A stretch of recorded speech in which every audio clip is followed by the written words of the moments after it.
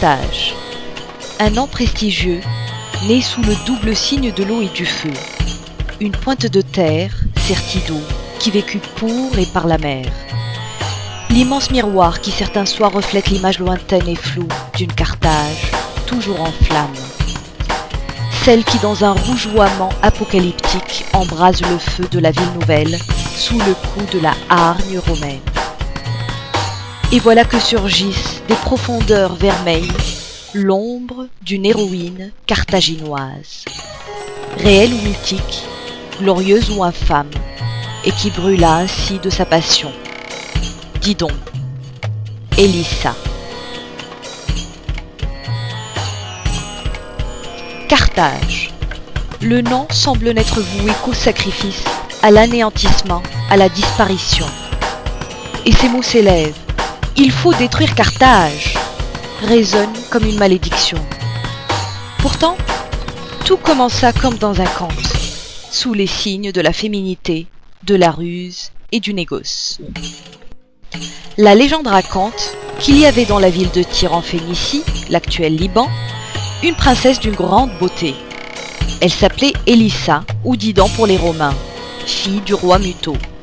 C'était il y a bien longtemps. Rome n'existait pas encore. Un jour, le roi mourut. Pygmalion, frère d'Élissa, jaloux de la fortune de sa sœur, fit assassiner son mari. La jeune princesse fut alors contrainte à l'exil. Elle prit la mer et quitta sa patrie, avec ses gens et tous ses biens. Sa flotte mit le cap à l'ouest et fit une première escale à Chypre. Dès lors, un nouveau projet se dessina pour Élissa.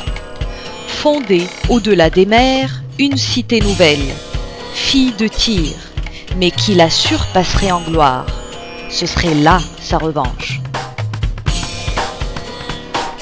La princesse débarqua avec sa suite et demanda aux habitants de la région les Berbères de lui céder un lopin de terre de l'étendue de la peau d'un bœuf.